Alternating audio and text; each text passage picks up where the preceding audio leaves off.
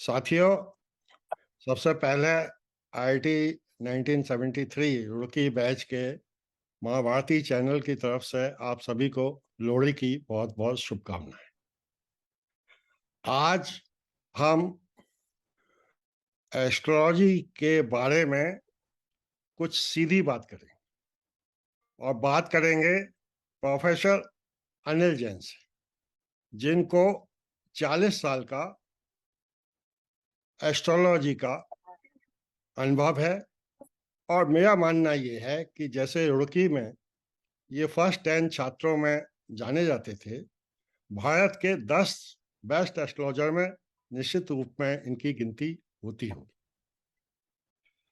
मैं चाहूंगा कि जैन साहब सबसे पहले हमें ये बताएं कि रोज हम अखबारों में डेली प्रेडिक्शंस देखते हैं और हर आदमी की जिज्ञासा होती है कि आज हमारा भविष्यफल क्या है, मगर दिक्कत ये जन सामान्य को महसूस होती है कि अंग्रेजी डेट के हिसाब से एक राशि, हिंदी नाम के हिसाब से दूसरी राशि, और आपकी जो कुंडली में जहां मून होता है जिस हाउस में, उसके लॉर्ड के हिसाब से चंद्र राशि, और फर्स्ट हाउस के में का जो लॉर्ड होता है उसके हिसाब से लग्न राशि। तो जनमानस कंफ्यूज है इस बारे में कि अखबार में जो हम देखते हैं हमें देखना चाहिए या नहीं देखना चाहिए। इसके बारे में थोड़ा सा प्रकाश डालें। Thank you, Sudhir ji. And before I answer your question, I would like to thank all of you again, because it's really a moment for great pleasure for me, because I'm sharing this knowledge amongst, I think, the highly talented, highly learned, highly qualified, educated people of the country. And it's my fortune that I am able to put my views on the subject, actually. अब आपने बहुत अच्छा एक प्रश्न किया जो मेरे ख्याल में सभी के लिए बहुत एक जिज्ञासा होती है सबके मन में कि हम जो मैगजीन में, न्यूज़पेपर में देखते हैं, पहली चीज तो वो कहाँ तक सही होता है। और ज्योतिष में हम जो प्रिडिक्शन करते हैं या किसी के बारे में बताते हैं, वो 3 चीजों पर आधारित होती है। एक, प्लैनेट की क्या पोजीशन है आपके हॉरोस्कोप में। दूसरा, किस प्लैनेट की दशा ऑपरेट हो रही है। और तीसरा, जो गोचर या ट्रांजिट में आज के दिन जोडियक में प्लैनेट की क्या पोजीशन है। और तीनों को इक्वल वेटेज दिया गया, 1/3 1/3 1/3 का। और जो हम प्रेडिक्शन देखते हैं पेपर में, that is only based on the transit of planets on that day, कि आज के दिन जोडियक में प्लैनेट की क्या पोजीशन है।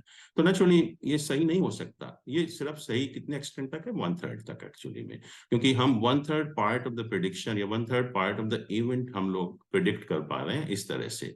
तो ये पूरा सही नहीं हो सकता, और ये एक तरह से छलावा है, मैं कहूंगा कि ये सही नहीं होता एक्चुअली में।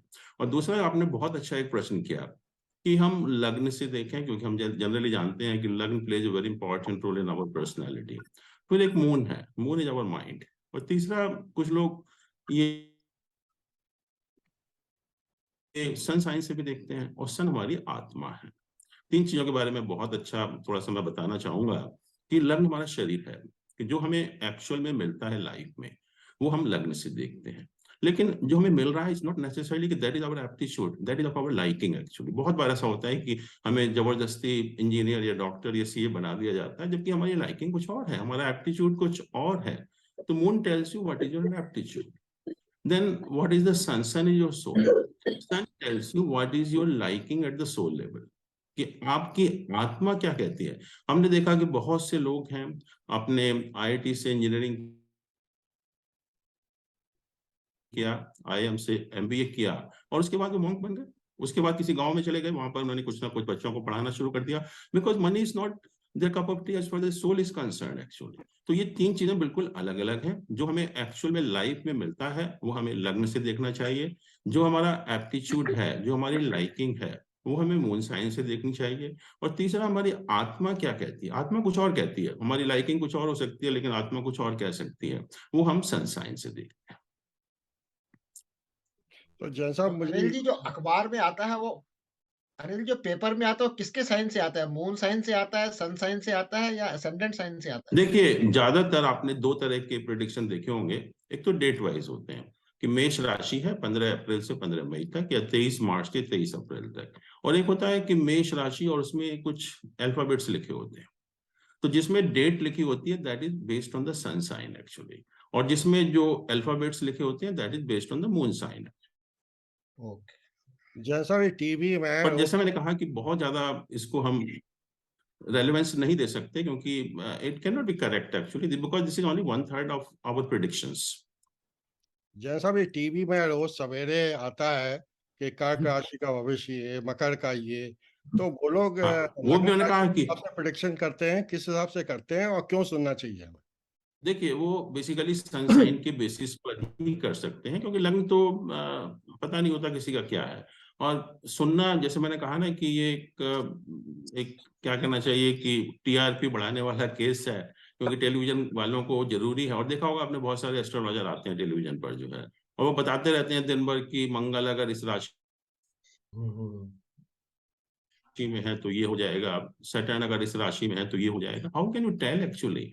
And most of the people, I tell you, those who come on the TV, because they are all sponsored programs, and they have little or no knowledge of this subject. And most of the people, they are dependent. Most of the females, those who see the TV, they take action according to that, and that is totally wrong. We should not see those people actually, because they don't have any knowledge or no. छोटा सा एक question और है इसका supplementary, वो ये है कि हम बिना अंगूठी पहने, बिना पूजा किए, बिना कोई उपाय किए हुए भी अपने प्लैनेट्स को सुखी रख सकते हैं और उसके रिजल्ट हमें मिल सकते हैं। आप जो बहुत ही सूक्ष्म डिटेल में तो आप बताते ही रहते हैं, आपके लेसन्स अवेलेबल हैं।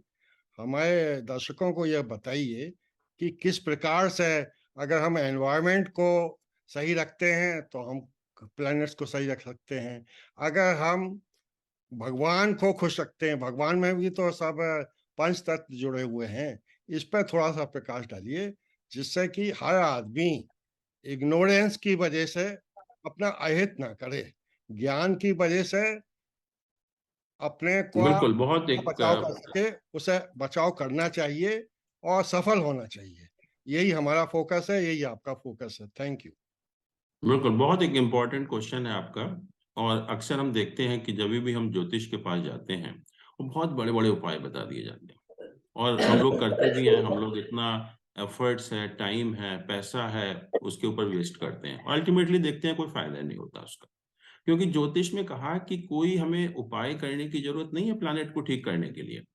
ये उपाय आप घर बैठकर अपने आप ही कर सकते हैं। मैं तो हमेशा सबको एडवाइस करता हूँ कि मंदिर मस्जिद में जाने से या बड़े बड़े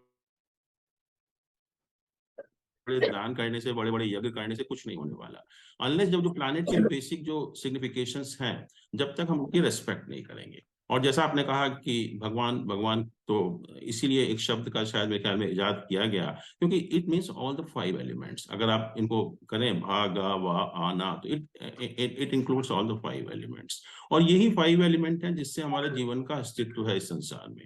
तो सबसे पहले तो ये काम भगवान को याद करेंगे कि हम इन 5 एलिमेंट्स को याद करेंगे।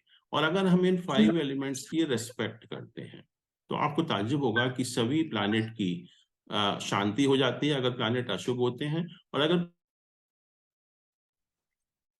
प्लैनेट शुभ होते हैं तो उनकी शुभता बढ़ जाती है। जैसे मैं कहूं कि अगर हर प्लैनेट को एक एलिमेंट को रिप्रेजेंट करता है, सन है, मार्स है, दोनों अग्नि तत्व को रिप्रेजेंट करते हैं। मून है, वीनस है, दोनों जल तत्व को रिप्रेजेंट करते हैं। मरकरी है, ये मरकरी तत्व को रिप्रेजेंट करता है। जुपिटर है, आकाश को रिप्रेजेंट करता है। और सैटर्न है, ये वायु तत्व को रिप्रेजेंट करता है। तो यही कहता है कि कम से कम इनकी रेस्पेक्ट करिए। रेस्पेक्ट करने का मतलब है कि इनको पोल्यूट मत करिए। अगर हम एयर को पोल्यूट कर रहे हैं, वाटर को पोल्यूट कर रहे हैं, अर्थ को पोल्यूट कर रहे हैं, तो हम इन सब जो प्लैनेट है इनकी नाराजगी हमें उठानी पड़ेगी। ये सब प्लानेट हमारे खराब हो जाएंगे। तो बेस्ट उपाय तो यही है कि हम इनकी रिस्पेक्ट करें, और रिस्पेक्ट करने का मतलब है कि इनको पोल्यूट ना करें। और जहां तक जैसे जल का सवाल है, कम से कम जल को वेस्ट मत करिए एक्चुअली में। और इसके अलावा जो उपाय हम लोग पहले करते थे और बताया जाता था, बच्चों को सिखाया भी जाता था। और सबसे पहले मैं उदाहरण दूं कि जब हम छोटे छोटे थे तो सबसे पहले कहा जाता था कि सुबह उठकर सबसे पहले घर में जितने भी बड़े हैं उनके चरण स्पर्श करिए। और ये सबको बच्चों को सिखाया जाता था, और ये आदत जो है वो एंड तक बनी रहती थी। आपको पता है कि अगर हम अपने बड़ों को चरण स्पर्श करते हैं, उनको रेस्पेक्ट देते हैं, तो कितने प्लैनेट का उपाय हो जाता है। सन है, मून है, जुपिटर है, ये जो 3 इंपॉर्टेंट प्लैनेट हैं अपने आप ही शांत हो जाते हैं। और अगर अशुभ तो है तो शुभ तो हो ही जाएंगे, और शुभ है तो उनकी शुभता भी और ज्यादा बढ़ जाती है। फिर कहा कि मंगल है, मंगल का कहा कि Mangal is a planet of violence actually, कि आप हिंसा मत करिए। हिंसा का मतलब है कि हम मन है, वचन है, काया से किसी भी तरह से हिंसा ना करें, तो मंगल की शांति अपने आप हो जाएगी। मंगल हमारे जो फ्रेंड्स हैं, यंग लोग हैं, उनको रिप्रेजेंट करता है, तो उनके प्रति आप थोड़ा सा बिहेवियर आपका ठीक होना चाहिए। मरकरी है, वो टीनेजर्स को रिप्रेजेंट करता है, और टीनेजर्स का मतलब है कि अगर हम टीनेजर्स का थोड़ा सा हमारा जो बिहेवियर है ठीक रहे, या अगर कोई हमें हेल्प करने की जरूरत पड़े, अगर हम उनकी हेल्प कर पाए। Mercury is a planet of communication also, कि जो हम बोलते हैं, तो ये कहा कि आप अभद्र भाषा का इस्तेमाल मत करिए, आप जो सौम्य भाषा का इस्तेमाल करिए। और हम लोग क्या देखते हैं टीवी चैनल पर रोज, कि शाम को बड़ी बड़ी डिबेट्स होती हैं और लोग एक दूसरे को गाली गलौज करते रहते हैं। और आपको मैं बताना चाहूंगा कि आप खुद ऑब्जर्व करके देखिए, आप खुद लोग समझदार हैं, कि कुछ दिनों में ऐसे लोग जो गाली गलौज करते हैं उनकी क्या हालत होती है। वो कुछ टाइम के बाद बोलने लायक भी नहीं रहेंगे, मैं बता रहा हूँ आपको, गारंटी दे रहा हूँ एक्चुअली में जो है। और एक मरकरी जो है, जैसे हम लोग बहुत गवर्नमेंट डिपार्टमेंट में हम लोगों ने देखा, या बाहर और भी जो है, हम फ्रॉडलेंट डॉक्यूमेंट सबमिट करते हैं, तो वो मत करिए कृपा करके। अगर आप फ्रॉडलेंट डॉक्यूमेंट कहीं भी सबमिट कर रहे हैं, तो नेचुरली आप, मरकरी जो प्लानेट है, बहुत इंपॉर्टेंट प्लानेट है, उसको खराब कर रहे हैं आप जो है। जुपिटर के बारे में कहा कि जो भी हमारे एल्डर्स हैं, ये हाईली क्वालिफाइड पर्सन्स हैं, टीचर्स हैं, मॉन्क्स हैं, या जो भी हमारे जो बड़े लोग हैं, उनकी रेस्पेक्ट करिए। और ये भी कहा कि कोर्ट में आप या कहीं भी किसी के प्रति आप झूठी गवाही मत दीजिए। और हम लोग अक्सर होता है कि हम गलत बोलते हैं किसी के बारे में जो है, तो that is also a cause of displeasure to the planet Jupiter actually. Venus के लिए कहा कि कम से कम जो अपोजिट सेक्स के लोग हैं, उनके प्रति आपका जो बिहेवियर है ठीक होना चाहिए। और सैटर्न, जिसके लिए हम लाइन लगाए खड़े रहते हैं मंदिरों में जो है, और बड़ी बड़ी लाइनें होती हैं, और सैटर्न हमें क्या कहता है कि उसकी 4 चीजें हैं। पहला तो Saturn represent the people who are involve in the manual labour, कि आपके लिए वो लोग बहुत इंपॉर्टेंट हैं। आपका जीवन दुभर हो जाएगा अगर आपको उनकी हेल्प नहीं मिलेगी। तो at least you have to be nice to them. Nice का मतलब ये नहीं कि आप उनकी रेस्पेक्ट करिए, नाइस का मतलब ये है कि whatever is due to them you give them in time, या फिर कोई उनको प्रॉब्लम है तो try to solve them actually. दूसरा कहते हैं कि आप लाइफ को डिसिप्लिन तरीके से जिए। डिसिप्लिन का मतलब है अपने प्रति डिसिप्लिन, अपने परिवार के प्रति डिसिप्लिन, और अपने समाज के प्रति डिसिप्लिन। सैटर्न सेज कि at least you have to be discipline to yourself, you have to be sincere to yourself, you have to take care of your health actually. आप खाना पीना, सोना बैठना टाइम से करिए, उल्टा सीधा मत खाइए, एक्सरसाइज करिए, योगा करिए, मेडिटेशन करिए। और कौन सा प्लैनेट आपको बताता है कि आप ये सब काम करिए, आपका जीवन बिल्कुल ठीक रहेगा। परिवार के प्रति आपकी रिस्पॉन्सिबिलिटीज हैं, परिवार के प्रति जो भी आपकी ड्यूटीज हैं उनको डिस्चार्ज करिए। सैटर्न कभी खराब नहीं हो सकता एक्चुअली में। Saturn is a planet of ego. वो कहता है कि ईगो जो आपके अंदर है वो किसी भी काम की नहीं है, that is completely spoiling your life. तो कम से कम ईगो मत रखिए, जो हम लोग देख भी चुके हैं पिछले दिनों में। एंड लास्टली इट सेज कि it's a planet of justice, you have to be just with everyone.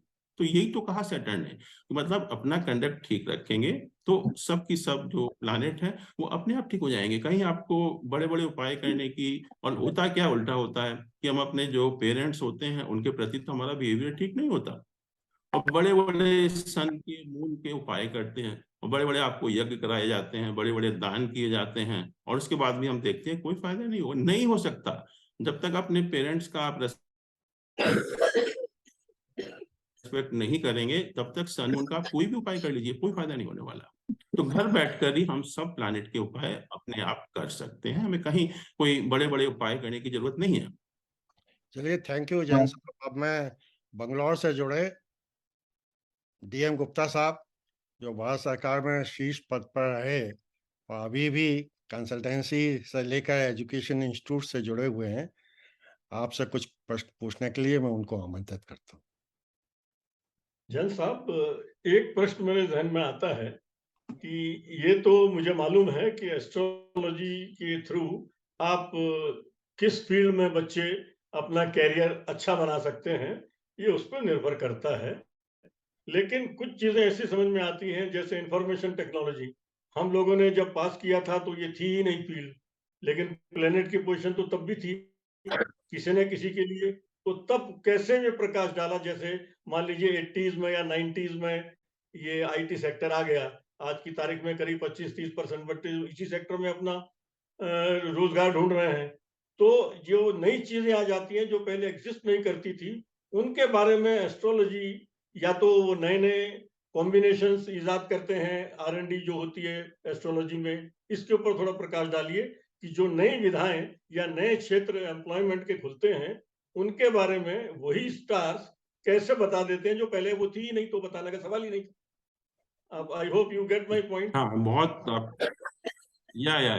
Very correct. Actually it's really a very relevant question also. देखिए, ज्योतिष में हम लोग क्या समझते हैं कि जो भी हम शायद प्रिंसिपल हैं हमारे ज्योतिष के, वो परमानेंट है, उसमें कोई चेंज नहीं होता। लेकिन ज्योतिष में सबसे पहले ये बताया गया कि जो भी प्रिंसिपल्स हैं हमारे ज्योतिष के, जो भी सिद्धांत हैं, उनको देश पात्र काल के हिसाब से मॉडिफाई करना है, समय के हिसाब से मॉडिफाई करना है। तो आपने कहा कि IT आ गया। अब जैसे एक प्लैनेट मरकरी है, तो mercury basically planet of communication. तो पहले टाइम में मरकरी का मतलब होता था कि आपको टेलीफोन डिपार्टमेंट में नौकरी मिल गई, या और भी कोई कम्युनिकेशन से कनेक्टेड कोई काम हो गया। आज का टाइम चेंज हो गया, आज का कम्युनिकेशन में something else, may be IT और artificial intelligence and all those things actually. तो उसी प्लैनेट को हम उसी हिसाब से देखेंगे। और जैसा मैंने आपको बताया भी था पहले भी, कि जैसे हम लोग पहले शादी करते थे, गुण का मिलान करते थे, बट आज सोसाइटी अलग हो गई है, तो उसको हमें मॉडिफाई करना पड़ेगा। तो प्लैनेट तो वही रहेंगे, बट उसका मतलब अलग हो जाएगा। जैसे मैंने कहा communication now covers a vast area of things actually, जो आपने कहा भी जो है। तो ज्योतिष ये नहीं कहता कि मत बदलिए अपने आप को, ज्योतिष सबसे नहीं, पहले यही कहता है कि नहीं आप जैन अपने साहब, देश पात्र काल के मेरा हिसाब से चेंज मेरा करिए। जो मेरा जो डाउट है वो ये है कि कम्युनिकेशन तो पहले था, आज भी है। आज कमर्शियल एक्टिविटी थ्रू IT हो रही है, लोग सामान बेच बिल्कुल रहे हैं बिल्कुल ऑनलाइन। बिल्कुल। तो उसको तो हम मार्केटिंग हो आज गया। बिजनेस कहेंगे या कम्युनिकेशन ही कहेंगे? नहीं, देखिए, mercury is a planet of business also. Now the mode of business has changed actually. Planet तो वही रहेगा, बट समय के हिसाब से जो भी डेवलपमेंट हुए या जो भी चेंजेस हुए, उसके हिसाब से आप उसको मॉडिफाई कर सकते। अब मैं, कोई मेरे पास आता है मरकरी कि मैं किस प्रोफेशन में जाऊं, मैं देखता हूँ मरकरी इसका वेल प्लेस्ड है, बहुत अच्छा है, मैं उससे ये नहीं कहूंगा तुम MTNL में ज्वाइन कर लो नौकरी। मैं उससे यही कहूंगा कि IT is the best suited for you, you go for IT। क्योंकि आज के समय में उसमें स्कोप बहुत ज्यादा हो गया, इट एम्ब्रेसेस ऑल बिल्कुल, एक्टिविटीज ऑफ या communication and something more also. correct. You have to update yourself and you have to change the prediction according to the time also. Okay. एक जन से ये सॉरी सुधीर, एक वो सवाल मेरे जहन में है, वो पूछूं? बिल्कुल, sure sure, you are welcome. अच्छा जन साहब, दूसरा मेरे को ये कई बार मैं सोचता हूँ कि जितने भी दुनिया में आदमी हैं, पुरुष हैं, महिलाएं हैं, सबका पोजीशन ग्रह की, स्टार्स की बिल्कुल अलग अलग है। लेकिन अनफॉर्चुनेटली मेरा अगला क्वेश्चन थोड़ा दुखद नोट पर है कि जो एयर क्रैश होता है उसमें 200 आदमी बैठे हैं और वो अलग अलग देशों के हैं, अलग अलग उनकी हॉरोस्कोप है, स्टार की पोजीशन है, एक साथ उनकी मृत्यु हो जाती है। तो ये कैसे एस्ट्रोलॉजी एक्सप्लेन कर सकती है कि इनके कितने अलग थे, जन्मपत्री बिल्कुल अलग थी, और एक ही समय में, एक सेकंड में सब खत्म हो गए? इसके बिल्कुल ऊपर ठीक बात है। ये हाँ, मुझे बड़ा परेशान करता है प्रश्न। हाँ, एक तो पर्सनल एस्ट्रोलॉजी है, एक मुंडेन एस्ट्रोलॉजी है। मुंडेन का मतलब जो इस तरह की घटनाएं होती हैं, मान लीजिए कोई जैसे क्लाइमेटिक हैजार्ड है, अर्थक्वेक आ गया, या ये एयरप्लेन क्रैश हो गया, तो that is governed by the mundane events. और जब मुंडेन तो थोड़ा इवेंट्स प्रकाश होती डालिए, हैं तो what do you mean naturally, by mundane? Mundane means की एक जो विशेष घटना होने वाली है एक वातावरण में या एक कंट्री में या कोई इस टाइप का जो एक्सीडेंट होने वाला है, तो that then it will supersede the individual horoscope of the people actually. फिर वो काम नहीं करेगा एक्चुअली में, क्योंकि मुंडेन इवेंट्स जो होती हैं दे सुपरसीड द नॉर्मल इवेंट। मान लीजिए अर्थक्वेक आया कहीं पर, एक जगह पर बहुत तेज अर्थक्वेक आया तो सारे लोगों की डेथ हो जाती है, बहुत लोगों की डेथ हो जाती है, बट उनकी द जन्म कुंडली हॉरोस्कोप तो सब अलग अलग थी, स्टार पोजीशन भी बिल्कुल, अलग yeah, अलग थी। this is what I'm saying. So mundane events they overtake the normal the individual events actually. So that is a separate subject in astrology. हम लोग मुंडेन इवेंट्स के बारे में भी बात करते हैं, और नेचुरली जब मुंडेन, जैसे मान लीजिए आज के दिन जोशी मठ में ये प्रॉब्लम हो रही है, तो सभी लोगों को भागना पड़ रहा है वहां से, तो उसका मतलब ये नहीं है कि उनके हॉरोस्कोप खराब थे, बट जो मुंडेन इवेंट जब होती हैं तो they overtake the normal event of the life actually, then this our life is governed by the mundane events actually. एक मान लीजिए किसी ने वार हुई, किसी ने बम एक्सप्लोड किया, तो सभी लोग मर जाते हैं उसमें, तो वो मुंडेन इवेंट है एक्चुअली में, कि इस तरह की कुछ जब घटनाएं होती हैं अप्राकृतिक जो अननेचुरल इवेंट्स होती हैं, तो वो हमारी फिर जो पर्सनल हॉरोस्कोप वो काम नहीं करते फिर उस केस वो काम नहीं करती। ओके, या हाँ सुधीर, अभी आप दूसरे पैनलिस्ट से बोलिए, yes. मैं अपने कुछ और सवाल है बाद में पूछता हूँ। ठीक है, मैं अमेरिका से जुड़े अरुण कुंद्रा साहब जो कि एक बिजनेसमैन हैं, उनसे चाहूंगा कि वो कुछ क्वेश्चन सीधी बात अनिल जैन साहब से करें। नमस्ते सबको। अनिल जैन, आपको बहुत बहुत thank you so much for coming in their. I have a question. पहला क्वेश्चन तो ये है कि आपने जो पहले कहा था डेट जन्म पत्री के लिए, मेरा जन्मदिन जो है वो दिसंबर 21 को है। It is between Sagittarius and Capricorn, तो which horoscope I should follow? देखिए, दो चीजें हैं, आपने कहा 21 सितंबर, तो हाँ, तो दो चीजें हैं। एक तो जो आपने, अगर मैं थोड़ा सा आपको एस्ट्रोनॉमी के बारे में भी बताऊं, क्योंकि उसको एक्सप्लेन करने के लिए थोड़ा बताना पड़ेगा मुझे, कि अर्थ के कितने मोशन होते हैं। अर्थ के 3 मोशन होते हैं।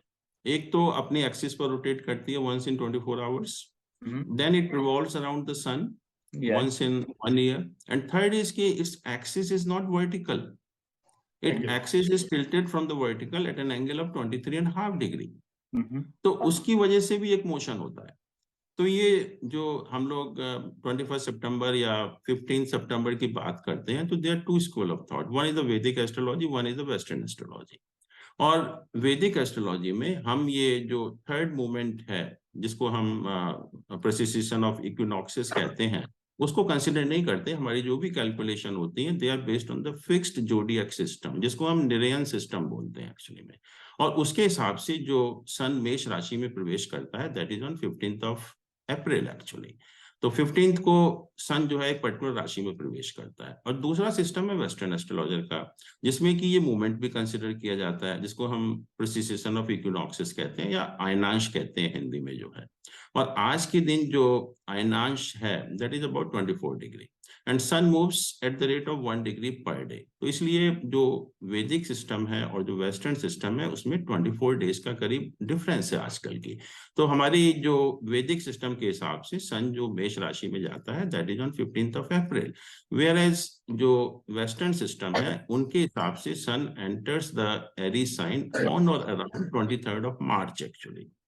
तो ये डिफरेंस है। तो ये पहली चीज तो ये देखना पड़ेगा कि हम किसके हिसाब से जा रहे हैं, वैदिक एस्ट्रोलॉजी के हिसाब से प्रेडिक्शन कर रहे हैं या वेस्टर्न एस्ट्रोलॉजर। जब आपका 21 सितंबर है तो इट्स वेरी क्लियर इन वैदिक एस्ट्रोलॉजी, सनसाइन एक पर्टिकुलर सनसाइन है, और उसमें वेस्टर्न में कुछ अलग हो सकता है। बट 21 सितंबर जो, जैसे मैंने कहा कि 15 सितंबर को sun enters the Virgo sign actually. तो वर्गो साइन में मैंने that कहा is not 21 December, not September. Anyway, but whatever it is actually, so even 21st of December, because 15th of December, as per the Vedic astrology, sun enters the Sagittarius sign actually. तो उसमें काफी gap है, उसमें ये एकदम से mid point पर नहीं है actually. So that would help in some way. My next question is कि आपने ये डिफरेंट ग्रहों के बारे में बताया, जुपिटर, मार्स, तो ये तो हमारे से हजारों लाखों मील दूर हैं। Many of the some of them are even light years away. how can they influence? Does their influence come this far from there? बिल्कुल, आपका बहुत वैलिड है, जायज क्वेश्चन है। हर किसी के माइंड में आना भी चाहिए, जो भी सेंसिबल पर्सन है, कि जो millions and millions miles away जो हमारे स्टार्स हैं, how they can influence on our body actually. तो मैं उसके लिए सबको एक बहुत छोटी सी एग्जांपल ही देता हूँ हमेशा। We have the tides in the sea, समुद्र में ज्वार भाटा आता है, एंड वी ऑल नो कि what is the reason for that. और शायद हमको बहुत छोटी क्लास में पढ़ाया भी जाता है कि समुद्र में ज्वार भाटा आने का कारण है कि सन एंड मून का एक पर्टिकुलर पोजीशन होना। और आप देखिए कि जब सन एंड मून का ग्रेविटेशनल पुल कंबाइंड होकर अर्थ पर पड़ता है, तो समुद्र में ज्वार भाटा आ जाता है। समुद्र का मास देखिए पानी का, जो समुद्र की लहरें 15-15 फीट ऊपर उड़ जाती हैं। How much force is needed for that. अब क्वेश्चन ये आता है कि आता होगा समुद्र में, but how we are concern, आपको मालूम होना चाहिए, and I am telling with the medical truth also, कि जो सॉल्ट सी वाटर में है वही सॉल्ट हमारे ब्लड में भी है। And not only that, salts they are in the same percentage. तो अगर ये है, तो नेचुरली जब सन मून का एक ग्रेविटेशनल पुल हमारे सी वाटर को इफेक्ट कर सकता है, तो why it will not effect our mind actually. मैं अभी आपको एक एग्जांपल देता हूँ। कुछ साल पहले जब अमेरिका में जॉन एफ कैनेडी जूनियर की डेथ हुई, तो there was a news item in Times of India on the front page, the ashes of John F. Kennedy Jr. consigned to the sea. And just out of curiosity, I started reading कि America में ये sea वगैरह और ashes का क्या मतलब है। And when I read that article, they quoted a speech given by John F. Kennedy, then President of the America, in 1960 actually. And I will just read out one sentence from that quoted speech. It said actually कि all of us have in our veins the exact same percentage of salt in our blood that exist in the ocean. We are tied to the ocean, and when we go back to the sea, whether it is to sail or watch it, when I started reading that article, so I found extract of the speech given by John F. Kennedy in 1960. And you know what was that actually? I'm reading exactly what was written there actually. All of us have in our veins the exact same percentage of salt in our blood that exist in the ocean. We are tied to the ocean, and when we go back to the sea, whether it is to sail or watch it, we are going back from whence we came. This is a speech given by the President of America. And there is no doubt, you can ask anybody, it is a medical truth that whatever salts, and not only salts, but the same percentage is available in the sea water that exist in our human blood also. अभी कुछ साल पहले अगर आप देखें कि हमारी एक मैगजीन आती है रीडर डाइजेस्ट, तो उसमें एक आर्टिकल आया था कि does the moon make us mad. और उसमें उन्होंने क्या किया कि जो बहुत सारे जो नेचुरलिस्ट थे, साइकोलॉजिस्ट थे, इकोलॉजिस्ट थे, उन्होंने काफी साल तक सर्वे किया और उन्होंने देखा कि जो मून की पोजीशन का हमारी लाइफ के ऊपर क्या इफेक्ट होता है, उसका क्या प्रभाव पड़ता है। And they did research for number of years, and you know what they concluded few things actually. उन्होंने कहा कि violence increases under full moon. उन्होंने क्या किया कि पुलिस कंट्रोल रूम का उन्होंने सर्वे किया, डाटा इकट्ठा किया कि कॉल किस दिन कितने आती हैं। तो उन्होंने पाया कि पूर्णिमा के दिन सबसे ज्यादा कॉल आती हैं, सबसे ज्यादा वायलेंस होता है पृथ्वी के ऊपर। फिर कहा कि जो ल्यूनर इन्फ्लुएंस है, it has an effect on the women's menstruation cycle and the child birth also. फिर उन्होंने कहा कुछ मैचेस देखे उन्होंने हॉकी के, फुटबॉल के, कि हम एक पूर्णिमा के दिन देख रहे हैं और एक अष्टमी के दिन देख रहे हैं, जमीन आसमान का अंतर। कि पूर्णिमा के दिन जो मैचेस थे उसमें जो प्लेयर्स का जोश था वो जमीन आसमान का अंतर था उसमें। एंड अल्टीमेटली दे कंक्लूडेड कि life is all adventure under full moon. ये इतने साल की रिसर्च करने के बाद, और ये हम लोग हजारों साल से कहते चले आ रहे हैं, इसमें कोई नई चीज नहीं है। बट ओनली प्रॉब्लम इज कि जो इस सब्जेक्ट के साथ है, व्हेन एस्ट्रोलॉजर से nobody would agree, but all this people will say, oh वाह वाह करते हैं सब लोग कि हाँ बहुत सच है। तो ये हम हजारों साल से कह रहे हैं। तो इसलिए जब सन मून की एक पर्टिकुलर पोजीशन हमारे समुद्र में ज्वार भाटा ला सकती है, हमारे शरीर को पूरी तरह प्रभावित कर सकती है, तो naturally it is applicable to all other planets also.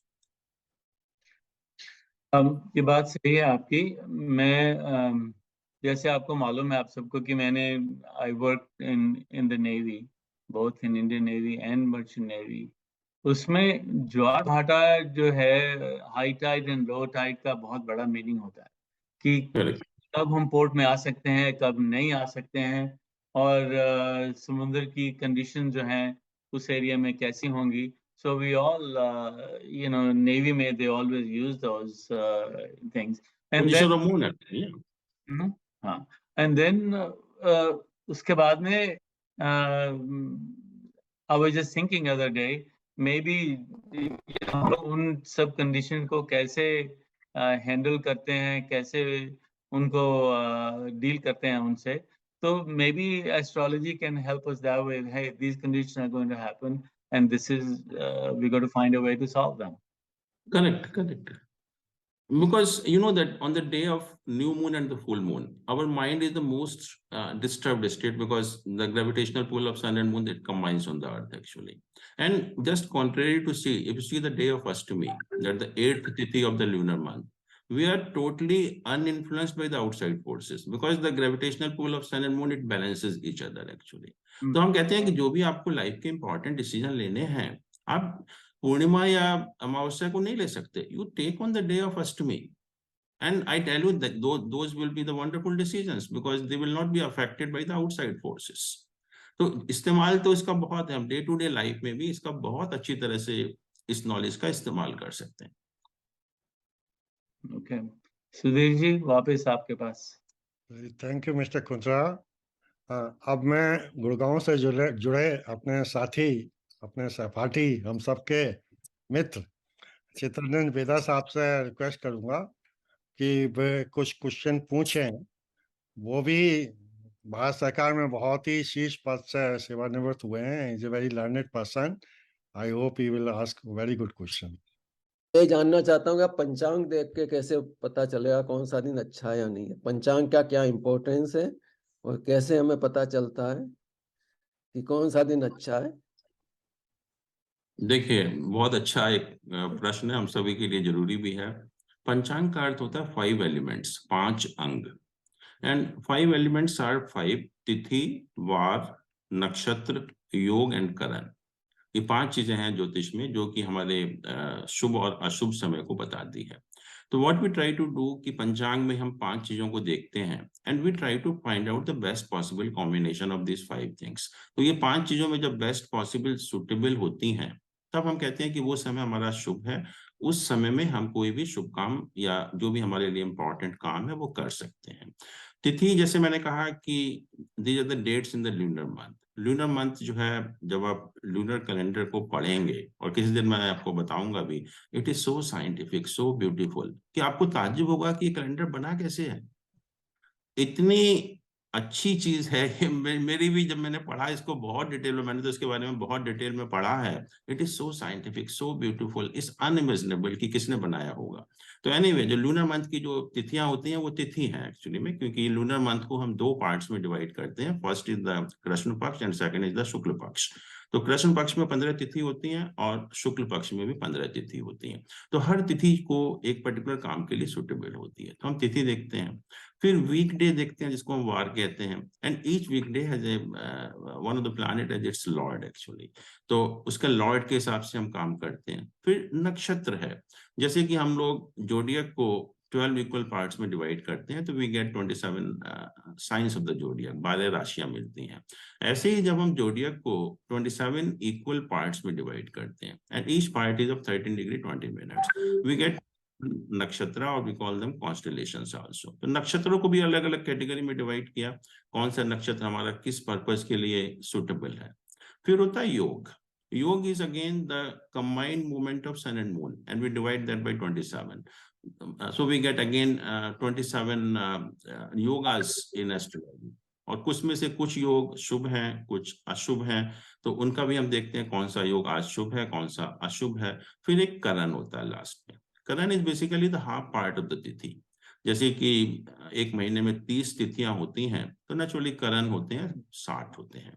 तो उसमें से कुछ करण हमारे शुभ हैं, कुछ अशुभ हैं. तो what we try to find out through the panchang कि which is the best possible combination of this 5. देखिए, आइडियल चीज तो कभी नहीं मिलेगी, पांचों चीजें कभी भी सुटेबल नहीं होंगी, लेकिन जो भी बेस्ट पॉसिबल कॉम्बिनेशन होता है इन 5 एलिमेंट का, तो that we try to see the panchang and we try to find out an auspicious time for any important work for us actually. Thank you.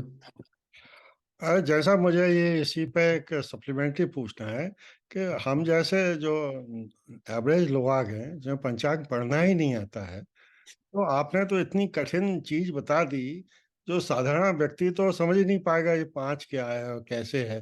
तो क्या हम लोग देखिए, यही मैंने कहा कि ये तो बेसिक क्या नॉलेज देखें? जरूरी है, हम उसी की बात कर रहे हैं कि इसके बारे में बेसिक नॉलेज जरूरी है, हर व्यक्ति को आनी चाहिए, जिससे कि वो पंचांग को पढ़ सके। और अपने आप ही ज्योतिषी के पास जाने की क्या जरूरत है फिर उसको, जो है। तो अगर हम बेसिक नॉलेज अगर हम छोटी क्लासों में इम्पार्ट कर देंगे बच्चों को, जो है, तो पहली चीज तो ये है कि अपने आप उनको मालूम हो जाएगा। एंड सेकेंडली, जो आजकल एक्सप्लॉइटेशन हो रहा है बाय द एस्ट्रोलॉजर्स, वो रुक जाएगा। एस्ट्रोलॉजर हमको एक्सप्लॉइट नहीं कर पाएंगे जो आजकल हो रहा है। और मैं तो इतने लोगों को जानता हूँ, they take lakhs and lakhs of rupees from you just for doing nothing actually, क्योंकि जस्ट एक्सप्लॉइटेशन है। तो वो एक्सप्लॉइटेशन जो हो रहा है ऐसे लोगों के द्वारा, जो कि बिल्कुल जिनको बहुत कम ज्ञान है या नहीं ज्ञान है, वो रुक जाएगा हम सबका। तो ये एक अच्छी बात है कि अगर बेसिक नॉलेज देंगे तो इन चीजों से हम बच सकते हैं काफी हद तक। जैन साहब, thank you very much. Actually हमारा चैनल और हम जो मित्र लोग आपसे बात कर रहे हैं, उनके एफर्ट्स ये हैं कि जो शोषण हो रहा है और जोशी अज्ञानता की वजह से और सज्जनता की वजह से जो शोषण हो रहा है, उसको किस तरह से मिनिमाइज किया जाए, कम किया जाए। और यहाँ जो आपके विचार हम लोगों को मिल रहे हैं, उससे हमें तो फायदा हो ही रहा है, बाकी लोगों को भी फायदा होगा। अब मैं दिल्ली से जुड़े राजेश ओबराय जी से प्रश्न करूंगा, क्योंकि ये हम में से सबसे ज्यादा बुक पढ़े हैं एस्ट्रोलॉजी के बारे में, बहुत अच्छे ज्ञाता हैं। और कुछ अच्छे प्रश्न आपसे और सीधे प्रश्न और थोड़े कठिन प्रश्न भी आपसे पूछेंगे। Thank you. Thank you Sudhir ji. Anil ji, हमको एक क्वेश्चन पूछना है प्लैनेट्स के बारे में। जी जी, we have 7 planets physical and 2 planets we call it mathematical points or whatever it is. Correct. इसके बेसिस पे हमारी सारी की सारी वैदिक एस्ट्रोलॉजी डिपेंड करती है। पर अभी हम लोगों को 2 नए प्लैनेट भी डिस्कवर हो चुके हैं। We do not take into account those planets. तो डू यू थिंक कि हमारा नॉलेज अधूरा है? We should take care of those 2 planets also so that we can improve our predictions. हाँ, देखिए, पहली चीज तो यह है कि जो आप यूरेनस, नेपच्यून, प्लूटो वगैरह की बात कर रहे हैं, तो वो बहुत ही एक स्लो मूविंग प्लैनेट्स हैं जोडियक में, और कहते हैं कि उनका जो डे टू डे इफेक्ट है हमारी लाइफ में नहीं होता। तो शायद इसीलिए हम वैदिक एस्ट्रोलॉजी में उनको कंसिडर नहीं करते थे। और अभी जैसे आपने देखा कि प्लूटो को हमने ड्वार्फ प्लैनेट डिक्लेयर कर दिया, तो इनके बारे में बहुत ज्यादा नॉलेज भी नहीं है लोगों को, जो है। और बिल्कुल सही बात है कि अगर हम इसको कोशिश करेंगे इंक्लूड करने की अपने वैदिक एस्ट्रोलॉजी में, तो डेफिनेटली फायदा होगा और कुछ नई जानकारी मिलेगी भी, जो है, और करना भी चाहिए। एक्चुअली मेरा तो राय यही है कि हमें करनी भी चाहिए एक्चुअली। ओके अनिल जी, इससे रिलेटेड एक और क्वेश्चन है। हमारे कुछ प्लैनेट हमारे से बहुत दूर हैं, कुछ हमारे पास में हैं, कुछ छोटे हैं, कुछ बड़े हैं, सब अलग अलग स्पीड पे चल रहे हैं। डज दीज इनकी क्वालिटीज भी हमारे ऊपर इफेक्ट डालती हैं क्या? इनका हाँ, डिस्टेंस, बिल्कुल इनका स्पीड?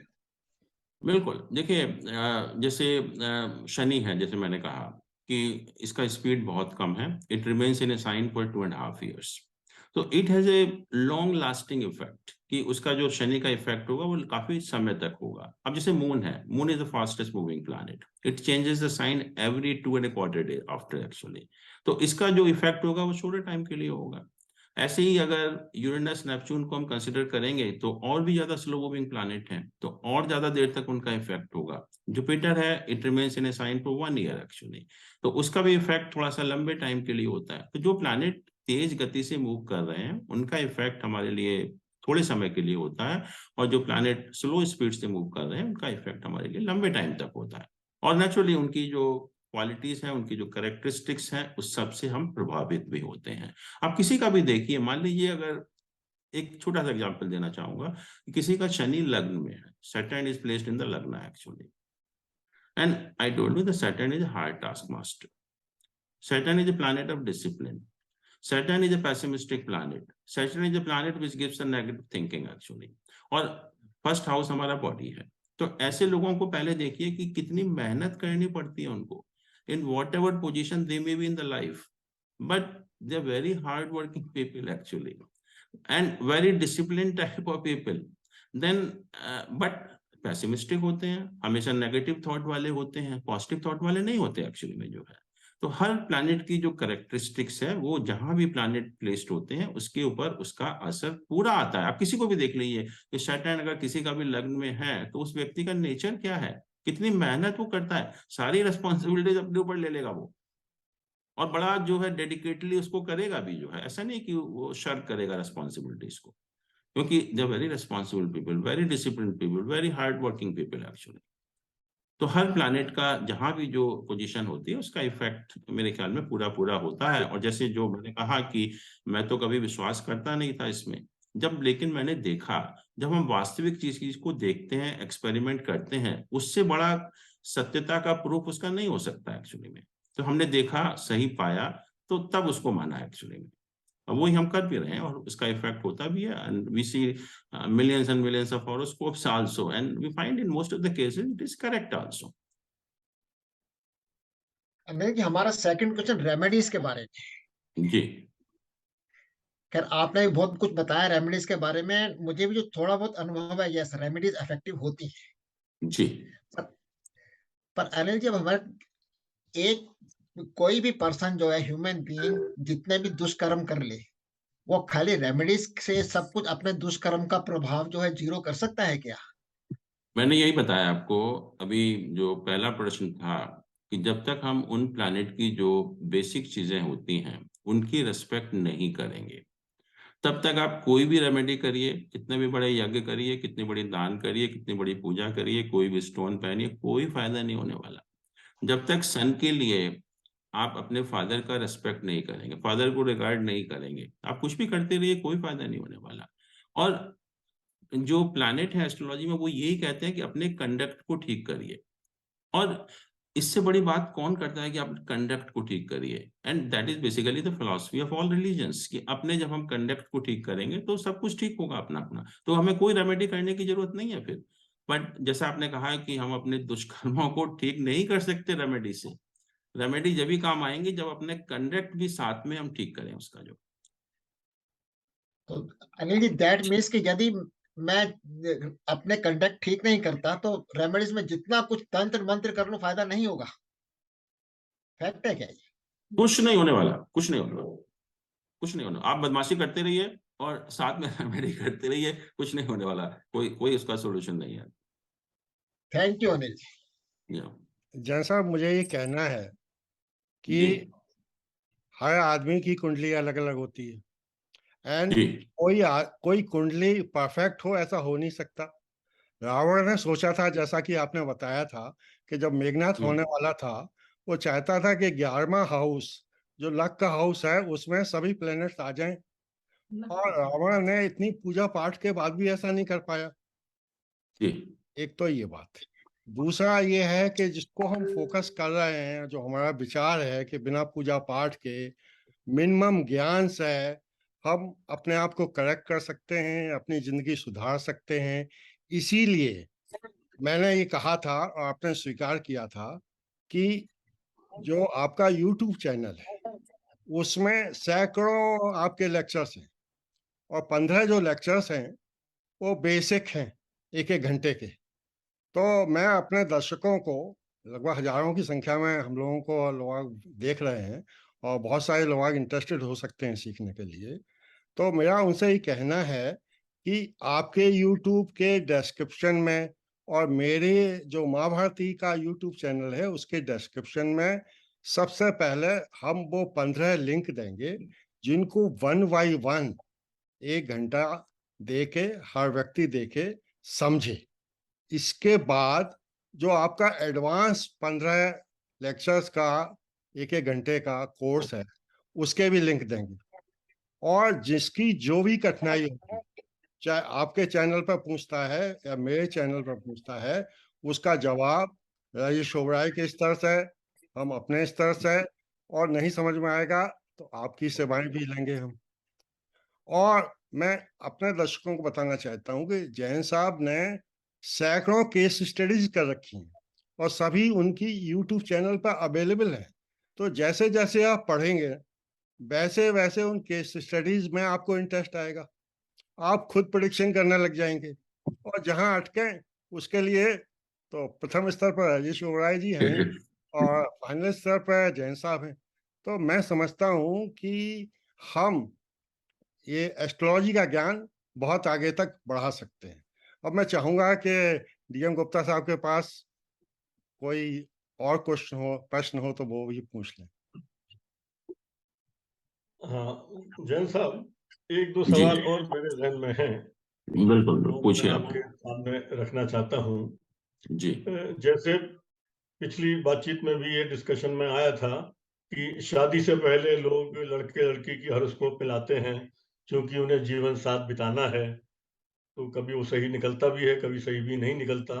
इसी तरह से मैनेजमेंट में आपको मालूम है, मैं तो प्रोडक्शन ऑर्गेनाइजेशन में रहा हूँ, तो वहाँ टीम बिल्डिंग बड़ी इंपॉर्टेंट होती है कि किस तरह की टीम अपने साथ बनाई जाए। तो ऑब्वियसली ये तो संभव नहीं था सरकारी नौकरी में कि आप हॉरोस्कोप जितने टीम के मेंबर्स हो सकते हैं उनकी बुलाएं और मिलान करें। तो हमने पाया कि वेस्टर्न मैनेजमेंट साइंस में, जो मैनेजमेंट की साइंस में, एक उन्होंने तरीका निकाला जिसको फायरो बी एनालिसिस बोलते हैं, fundamental interpersonal behaviour analysis, orientation and behaviour, FIRO B. तो बेसिकली ये, अगर आपको उसका कुछ आइडिया है तो अच्छी बात है, नहीं तो मैं 2 मिनट में आइडिया देता हूं कि ये बेसिकली ये देखना चाहता है कि आदमी का जो बिहेवियर है 1 to 1 या पूरे ग्रुप में, ये 3 बातों से इन्फ्लुएंस होता है। नंबर 1 इज इंक्लूजन, दूसरा है कंट्रोल, तीसरा है अफेक्शन। और इन तीनों विधाओं में आप क्या चाहते हैं, वांटेड क्या है और एग्जिबिट क्या करते हैं। तो इसमें जो एक्सपर्ट्स हैं उन्होंने कुछ 54 क्वेश्चन बनाए हैं जो 5 मिनट के अंदर आपको रिप्लाई करने हैं, और उसका तरीका है, सीधा सीधा पता लग जाता है कि ये आदमी इस आदमी के साथ टीम में फिट होगा या नहीं होगा। तो मैंने पर्सनली भी पाया है कि ये एनालिसिस टीम बिल्डिंग में काफी कारगर सिद्ध हुई है। लेकिन क्या इसको हॉरोस्कोप के साथ भी जोड़ा जा सकता है या उसी तरह की कोई चीज उसमें भी होती है? Inclusion, control and affection, wanted. what you are saying is a very complicated process, and I've seen in most of the cases when we try to find out an aptitude of a child कि कौन सा education stream दिलाना चाहिए, उसके लिए भी बहुत सारे टेस्ट होते हैं, and I've seen people charging a lot of money for that actually. And most of the parents, they go for that and then they choose the stream accordingly. But it is so simple with the help of astrology. All those things what you are saying, with the help of astrology we can do in no time, because astrology tells you everything about a person. And main thing is about the personality, because we have to deal with so many people actually. And even when we talk of the first house of the horoscope, it completely describes the personality of a person. वो किस type का आदमी है, adjust करेगा नहीं करेगा, तो जैसे आपने कहा नेचर है, इंटेलिजेंस लेवल है, कॉपरेशन है, अफेक्शन है, तो all those things we can know very easily with the help of astrology. And what type of problem a person can. कुछ लोग जो हैं अलूफ रहना चाहते हैं, कुछ लोग क्राउड में या ग्रुप में मिक्स होना चाहते हैं। करेक्ट। तो ये भी स्टार से या ग्रहों से इन्फ्लुएंस होता है। Yeah, all those things you can find out whether you're extrovert, introvert, whether you're able to mix with the people or you want to. क्योंकि हम ग्रह बदल नहीं सकते हैं, लेकिन मैं ऐसे कॉम्बिनेशन तो ले सकता हूँ ना, जैसे बिल्कुल कंट्रोल एंड कमांड, मान लीजिए वाइफ का बहुत ज्यादा है, अगर हस्बैंड का भी ये विधा ज्यादा होगा तो क्लैश होंगे। तो वो ऐसा हो उनके साथ जो थोड़ा सबमिसिव हो। हाँ, तो ये सब चीजें हम एस्ट्रोलॉजी की मदद से बहुत आसानी से जान सकते हैं। और आप देखेंगे कुछ जो हमारे साइंस होते हैं वैसे लोग बहुत सबमिसिव टाइप के होते हैं, कुछ लोगों में बहुत ईगो होता है, बहुत कमांडिंग नेचर के होते हैं, उनके ऊपर आप कंट्रोल नहीं कर सकते एक्चुअली। तो ये सब चीजें बहुत आसानी से, बहुत सिंपल तरीके से हम एस्ट्रोलॉजी के थ्रू जान सकते हैं एक्चुअली, और बहुत हेल्प करती है, क्योंकि हमें तो बहुत लोगों से डील करना पड़ता है day in and day out actually. अच्छा जैसा इसके साथ ये तो ठीक है, इसके साथ ही मेरा दूसरा सवाल इससे जुड़ा ही है। अब कुछ ऐसे लोग हैं जिनकी जन्म पत्री का मालूम नहीं है, तो बिना जन्मपत्री के भी कुछ लोग बोलते हैं हाथ देखकर मालूम पड़ सकता है, फेस रीडिंग से मालूम पड़ सकता है, पूरी की पूरी जन्मपत्री निकल सकती है। क्या ऐसा संभव है या ये सिर्फ देखिए, बातें हैं? Astrology is a different knowledge, palmistry and face reading is a different knowledge, They but have any astrology में connection? भी हाँ, नो कनेक्शन, बट एस्ट्रोलॉजी में भी, क्योंकि astrology is an accurate knowledge, जबकि पामिस्ट्री एंड फेस रीडिंग में भी very general and we may have lot of doubts about them actually. और जो मान लीजिए किसी का हॉरोस्कोप नहीं है, तो then we have a knowledge known as a horary astrology, प्रश्न ज्योतिष कि अगर कोई व्यक्ति हमसे कोई प्रश्न पूछता है किसी भी टाइम में जो है, तो उस प्रश्न के जन्म के अनुसार हम हॉरोस्कोप बनाते हैं और उसके हिसाब से फिर हम उसका आंसर देते हैं। And I tell you that is 100% correct, because at least we have a authenticity of the time actually, कि टाइम हमारा सही होता है। बट उसकी जो लिमिटेशन है ये वो टाइम यही उनके है, जन्म का है या प्रश्न पूछने का टाइम? प्रश्न पूछने का टाइम। अच्छा, प्रश्न और पूछने का time. I tell you surprisingly, because I was on the panel of Times of India and we used to do this exercise कि एक पर्टिकुलर टाइम में एक ही टाइप के लोग प्रश्न पूछते हैं, कि बहुत ही एक कभी कभी ताज्जुब होता है कि हम लोग 1 घंटे बैठते थे वहां पर टाइम्स ऑफ इंडिया में जो है, और सारे क्वेश्चन सब प्रोफेशन से कनेक्टेड आ रहे हैं, आज सारे मैरिज से कनेक्टेड ही आ रहे हैं, आज सारे बच्चों से कनेक्टेड ही आ रहे हैं। तो ये भी एक होता ही है कि जब प्लैनेट एक पर्टिकुलर पोजीशन में होते हैं तो आपके माइंड से वही क्वेश्चन पैदा होगा, and you can try actually कि एक पर्टिकुलर टाइम में एक ही टाइप के क्वेश्चन, बस उसकी लिमिटेशन यही है कि we can answer only one question, we cannot describe the entire life of a person, so that is limited to only one question, which is known as a horary astrology. Okay, मेरा आखिरी सवाल एक ये है कि जहां तक India का सवाल है, यहाँ पर एस्ट्रोलॉजी की लीगल पोजीशन क्या है? जैसे यहाँ एक निर्मल बाबा थे, वो कुछ भी बोल के बोलते थे, और कि आप ये काम कर लो, गोलगप्पे खा लो, फला जगह चले जाओ तो आपका काम हो जाएगा, और ये भी बोलते थे कि मेरा 300 करोड़ का टर्नओवर है, वो टर्नओवर वर्ड यूज करते थे। तो कोई लीगल पोजीशन है ऐसी इंडिया में या बिल्कुल फ्री है? मतलब उसका कोई लीगल महत्व कुछ नहीं है, कुछ ही करो, कुछ ही बोलो। हाँ, वही हो भी रहा है एक्चुअली में, कि ये जो मैं एक्सप्लॉइटेशन की बात कर रहा था, और ताजुब की बात तो यह है कि निर्मल बाबा के प्रोग्राम में जो लोग जाते हैं, दो जो pay the money, they are all educated people. तो ऐसे ही लोगों के पास हम जाते हैं, क्योंकि हमारे माइंड में जो है इसके बारे में एक अवेयरनेस नहीं है। हमारा माइंड सेट, तो हम क्या सोचते हैं कि एस्ट्रोलॉजर कौन है, कि एक मंदिर में बैठा हुआ पुजारी है, उसने भगवे कपड़े पहन रखे हैं, धोती कुर्ता पहन रखा है, तिलक विलक लगा रखा है, वही एस्ट्रोलॉजर है। And I tell you, most of the people don't believe that I can be an astrologer. अभी कुछ दिन पहले कोई पहले अभी टीवी इंटरव्यू के लिए आया था, कहते जन साहब कपड़े बदल लीजिए पहले। मैं कहता तुम पागल। तो एक माइंड सेट बना हुआ है। तो जिस दिन निर्मल बाबा जी ने कुछ अपना करिश्मा दिखाना शुरू किया, तो सब लोग पहुंच जाते हैं उसके पास, पैसे भी देकर आते हैं, और बेवकूफ बनकर भी आते हैं। हाँ, बेवकूफ बनकर भी आते हैं। बट लीगल जो पोजीशन है कि जब लीगल पोजीशन में जानना चाह रहा था। हाँ, मैं बता रहा हूँ आपको। लीगल पोजीशन ये है कि जब ये फरवरी 2001 में यूनिवर्सिटी ग्रांट कमीशन ने एक नोटिफिकेशन इशू किया था कि this subject should be taught in all colleges, all universities. उसके बाद क्या हुआ कि अप्रैल 2001 में the people went to the high court of Andhra Pradesh कि ये जो नोटिफिकेशन है इसको इमीडिएटली बैन करना चाहिए। तो आंध्र प्रदेश ने जजमेंट दिया उसका, no we can't interfere in the decision of the UGC. Then the people they filed SLP in the supreme court. और सुप्रीम कोर्ट की जो दो चीजें हैं, मैं बहुत इंपॉर्टेंट चीजें हैं जिसके बेसिस पर उसने डिसीजन दिया था, और मैं उसका थोड़ा सा ऑपरेटिंग पैराग्राफ है जो सुप्रीम कोर्ट के डिसीजन का, वो भी पढ़ना चाहूँ।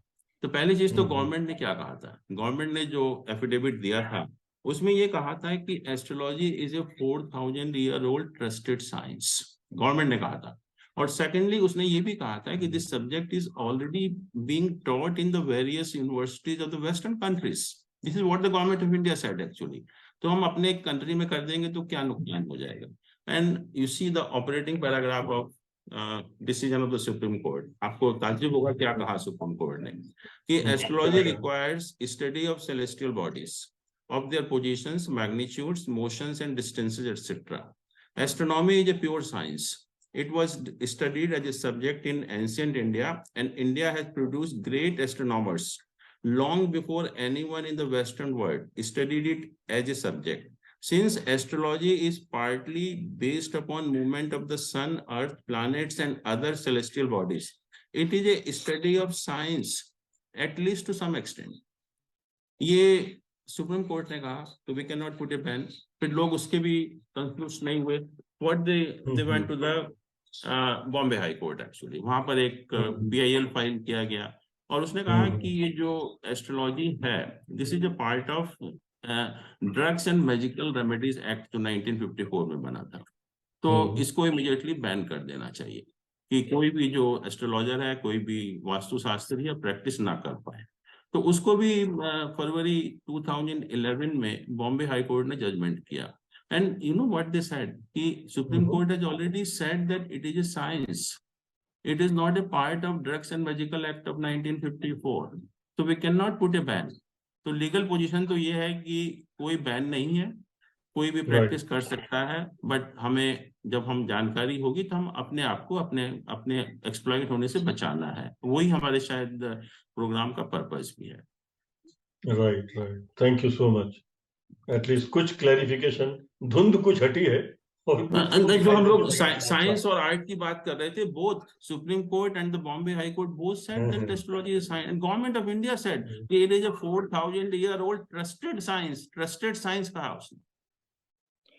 जैन साहब, मैं थोड़ा सा, राजेश ओबराय जी ने कुछ संकोचवश शायद ना पूछा हो, मैं पूछना चाहता हूं कि एस्ट्रोलॉजी के रास्ते में जो हाईवे है एस्ट्रोलॉजी का, उसमें काफी गड्ढे भी हैं, उस पर चला तो जा सकता है मगर बहुत परफेक्शन के साथ नहीं चला जा सकता।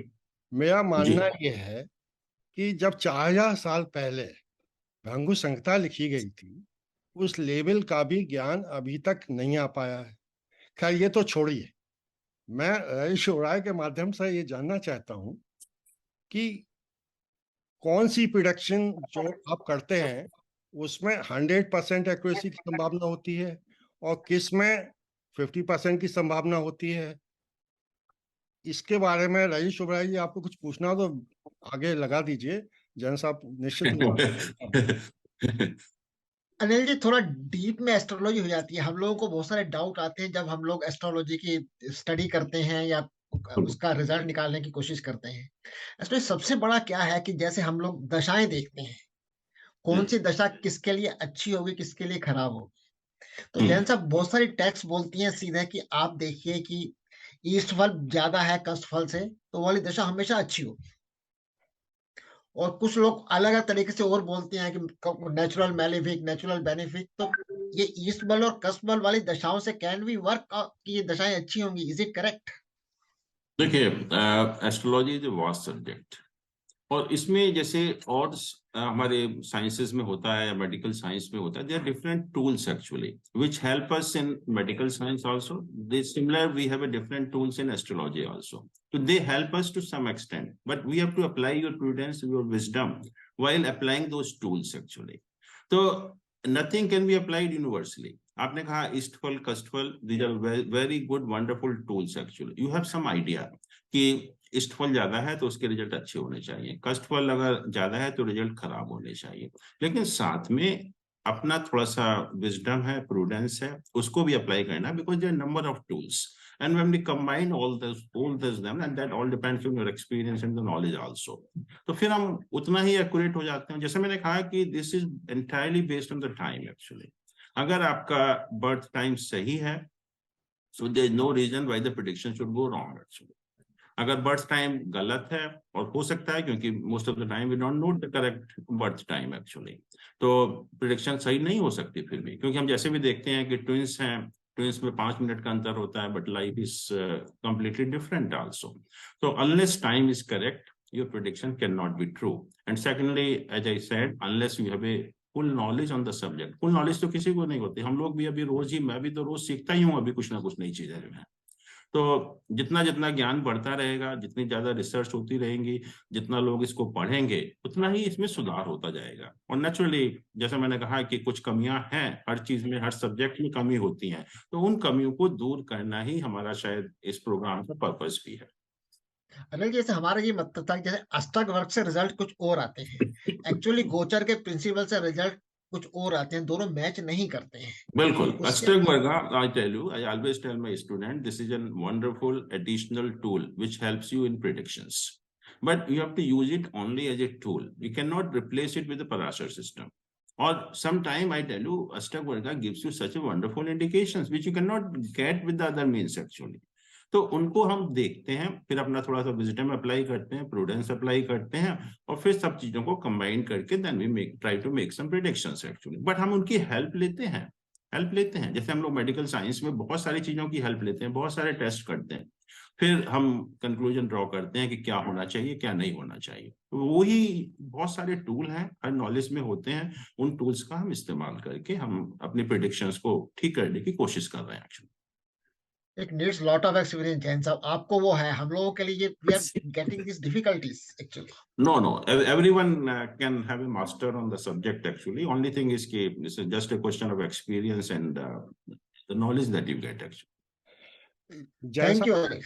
जैन साहब, मैं कुंद्रा जी से इस सेशन को कंक्लूड करने को कहूँ, उससे पहले मैं चाहता हूँ कि आप हमारे दर्शकों को, हमारे मित्रों को, सभी को ये बताएं कि ये जब हम एस्ट्रोलॉजर को खोजते हैं और धोखा खाते हैं तो किस तरह से इससे बचा जा सकता है, क्योंकि तमाम गरीब लोग हैं जिनका पैसा नहीं है, दुखी हैं, परेशान हैं, पूजा पाठ में पड़ जाते हैं, तो क्या करे आदमी. इसमें थोड़ा सा आप इंडिकेशन दीजिए कि आपकी क्या राय है, कैसे देखिए, पता. बिल्कुल सही बात है कि जैसा मैंने कहा कि हमारा जो माइंड सेट है उसको हमें चेंज करना पड़ेगा सबसे पहले, क्योंकि हमारा माइंड उससे आगे जाता ही नहीं है कि एस्ट्रोलॉजर कौन है. एस्ट्रोलॉजर हम सोचते हैं कि वही है जो एक मंदिर में बैठा हुआ पुजारी है, उससे हम आगे बढ़ते ही नहीं है. कभी नहीं सोच सकते कि जैन साहब या राजेश जी कोई एस्ट्रोलॉजर हो सकते हैं. कोई लोग कहते हैं कि आप तो पैंट कमीज पहनते हो, आप एस्ट्रोलॉजर कैसे हो सकते हो एक्चुअली. तो वो माइंडसेट को चेंज करना है. और दूसरा मैं बताऊं आपको कि काफी लोगों को इस सब्जेक्ट में नॉलेज मिली है and they are wonderful astrologers in India. And I tell you the most learned astrologer are mainly engineers. क्योंकि इंजीनियर्स को दो फायदे हैं, एक तो they are good in mathematics and secondly they have a good analytical ability also. तो they are wonderful astrologers also. जैसे आपने जगन्नाथ होरा वगैरह की बात की, तो he is an engineer from IIT actually Madras. तो ऐसे बहुत लोग हैं, इंजीनियर भी हैं, डॉक्टर भी हैं, चार्टर्ड अकाउंटेंट भी हैं, पढ़े लिखे लोग भी हैं जिनको बहुत. तो कृपा करके जो माइंड सेट है दिमाग से निकाल दीजिए कि ये नॉलेज वही है, उन्हीं लोगों के पास है. और दूसरा, जो हम लोग टेलीविजन प्रोग्राम देखकर डिसीजन लेते हैं और जो लोग नए नए वेश धारण करके आते हैं हमारे सामने, तो हम बहुत खुश हो जाते हैं कि शायद बहुत बड़ा एस्ट्रोलॉजर है इसलिए इसने ऐसा वेश धारण किया हुआ है. तो वो गलत फहमियों को हमें निकालना पड़ेगा और वो हम लोग कर भी रहे हैं, क्योंकि जैसे हम लोग ये एस्ट्रो साइंस ये रिसर्च ऑर्गेनाइजेशन है, ये all India federation of astrological societies है, तो we are conducting classes throughout the country and abroad also. तो धीरे धीरे ये जो माइंडसेट है चेंज हो रहा है, इसमें कोई डाउट नहीं है, बट इसमें टाइम लगेगा, क्योंकि जब तक ये विद्या सिखाई नहीं जाएगी स्कूलों में, कॉलेजेस में, तो ये काफी टाइम लगने वाली बात है. बस और कुछ नहीं है, बट धीरे धीरे डेफिनेटली अवेयरनेस आ रही है, हम एक सही डायरेक्शन में जा भी रहे हैं. मैं कुंद्रा जी से कंक्लूड करने से पहले ये रिक्वेस्ट करना चाहूँगा कि कुंद्रा जी का एक ब्रेन चाइल्ड था कि वही हम रुड़की यूनिवर्सिटी में, अपने आईआईटी रुड़की में एक वैदिक सेंटर स्थापित करेंगे और वैदिक स्टडीज के अंदर ही ये एस्ट्रोलॉजी भी आती. मैं कुंद्रा जी, क्योंकि बहुत ही सफल बिजनेसमैन है, उनके पास पैसा भी है, मैं चाहूँगा कि वो एक पीएचडी स्पॉन्सर करें एस्ट्रोलॉजी पे. और जैन साहब अपना जैसा कोई विद्वान ढूंढें 25 साल का, 30 साल का, जो आपकी विद्या को आगे 50 साल तक आगे ले जाए और जो भी गड्ढे हैं इसके, वो आर्टिफिशियल इंटेलिजेंस से भरे जा सकें. अब कुंद्रा जी बताएं जो भी उचित समझ. But I'm always there to do the right thing. So whatever you guys do, we will do it. But to conclude this session, I want to thank Anil Jainji. It's amazing. We didn't know anything about it. And thank you so much for educating us.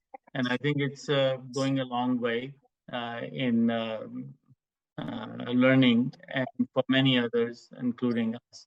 And then the next step, I want to thank Sudhir ji for starting this program, and it is enlightening for all of us. And thank you for organizing it so well. And then, of course, our panelists today, Dinesh Mohan Gupta ji and Rajesh